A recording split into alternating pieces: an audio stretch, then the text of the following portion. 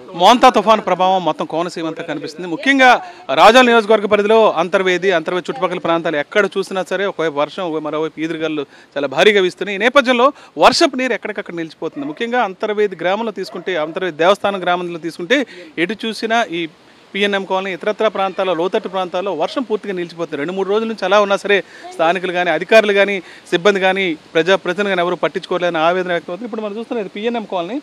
ఇక్కడ నీళ్ల మధ్యన ఇల్లు ఉన్నట్టు కనిపిస్తున్నాయి. చుట్టూ కూడా ఒకవైపు ఆక్వా చెరువు నీరు కూడా పూర్తిగా ఇక్కడికి వచ్చి నిలిచిపోవడంతో స్థానికులంతా తీవ్ర ఆందోళన వ్యక్తం చేస్తారు. దాదాపు 200 కుటుంబాలు ఈ ప్రాంతంలో ఉన్నాయి. బయటికి రావాలంటేనే ఎట్టి పరిస్థితుల్లో రాలేని స్థితి ఏర్పడుతుందని ఆవేదన వ్యక్తం చేస్తారు. అమ్మ చెప్పండి, దీనికి సంబంధించి స్థానిక నాయకులు కానీ ఎవరు పట్టించుకోలేదు. ఇళ్ళకి బాధపడుతున్నారు. ఎప్పుడు వర్షం వచ్చినా ఇంతేనండి మాకు. అలాగే ఆక్వా చెరువుల వల్ల మెయిన్ ప్రాబ్లం వచ్చిందండి. చెరువుల నీరు అంతా వేస్ట్ అంతా ఇలా బయటకు తోడేయటం వల్ల వర్షం వచ్చేటప్పటికి ఇవన్నీ కూడా ఖచ్చితంగా ఇలా వచ్చేయటం, ఇంకా డ్రైనేజ్ వాటర్, చెరువుల వాటర్ అన్నీ కూడా కలుషితం అయిపోతున్నాయండి. మాకు తాగడానికి కూడా సరైన వాటర్ లేదండి, వాడుకోవడానికి సరైన వాటర్ లేదండి.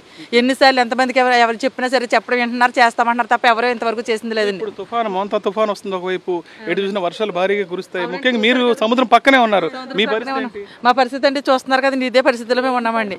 ఇంకా అసలు ఎన్ని ఇబ్బందులు వచ్చినప్పటికీ కూడా మాకు ఇంతే తప్ప ఎవరు కూడా పట్టించుకోవట్లేదు. నిన్న కూడా అధికారులు వచ్చారు, చాలా మంది వచ్చారు, ఈ డ్రైనేజ్ వాటర్ అంతా తోడించేస్తారన్నారు కానీ ఇంతవరకు ఎవరు రాలేదండి. ఇలా ఉందండి మా పరిస్థితి, చాలా అల్లకొల్లంగా ఉందండి. ఎక్కడ అంటే అటు లేదండి, ఇక్కడ నుండి ఇలా తిరిగి వెళ్ళిపోతున్నారండి జనం. అసలు ఇదిగోండి మా ఇల్లుండి ఇది. అసలు పిల్లలతో ఉన్నామండి, అసలు బయటికి రానాకే లేదండి. తినటానికి తిండి లేదు, నీళ్ళు లేవండి, ఏమీ లేవండి.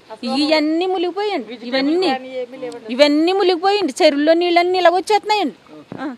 మొత్తం అంతర్వేదిలో చుట్టుపక్కల అంతా కూడా చేపల చెరువులు ఉంటాయి. ఇప్పుడు కురుస్తున్న భారీ వర్షానికి చెరువులు కూడా పొంగి పూర్తిగా నీళ్ళంతా జనావాసాలను ఆక్రమిస్తున్నాయి. మీరు చెప్పండి సార్, ఈ చుట్టుపక్కల ఇప్పుడు వెళ్ళాలంటేనే వెళ్ళలేని పరిస్థితి. అది నడుము కన్నా పై లోతు ఎక్కువ. అవును సార్, ఇది మోకాల కంటే ఎక్కువ పై లోతు సార్. ఇది చాలా అధ్వానంగా ఉందండి.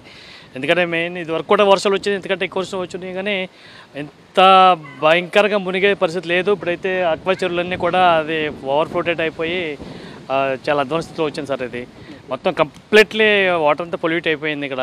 రేపు పొద్దున అవునవును, రేపు పొద్దున ఇంకా విష జ్వరాలు రావచ్చు, టైఫాయిడ్లు వగేరా రావచ్చు అండి. ఇంకా దాని గురించి కూడా ఇప్పుడు ఎక్కువ చిన్న పిల్లలు ఎక్కువ ఉన్నారు ఇక్కడ, పెద్దలు కూడా రావచ్చండి ఈ విషయాలన్నీ. దాని గురించి యంత్రం గురించి ఏదైనా ఎక్స్ట్రా కేర్ తీసుకుంటే మంచిదని చెప్పేసి నా మనమండి. మొత్తం రాకపోకలంతా ఈ ప్రాంతంలో నిలిచిపోయే పరిస్థితి. భారీ వర్షం పడితే చాలు మొత్తం ఈ ప్రాంతం అంతా మునిగిపోతున్నా సరే, అంతర్వేదిలో చాలా మటుకు లోతట్టు ప్రాంతాలు ఉన్నాయి, ఇవన్నీ మునిగిపోతున్నా సరే అధికారులు పట్టించుకోలే, వీళ్ళు ఆందోళన వ్యక్తం చేస్తున్నారు. ఇప్పటికైనా ఇప్పుడు మోంతా తుఫాను ప్రభావం అయితే తీవ్రస్థాయిలో ప్రారంభమైపోయింది. ఒక భారీ గాలు, అదే వర్షం కురుస్తుంది. ఈ నేపథ్యంలో కనీసం ఇక్కడ నీటిని తొలగించడానికి అధికారులైన ప్రయత్నాలు చేయాలని వీళ్ళంతా కోరుతున్నారు. అంతర్వేది నుంచి videos Sirish for Sakshi news.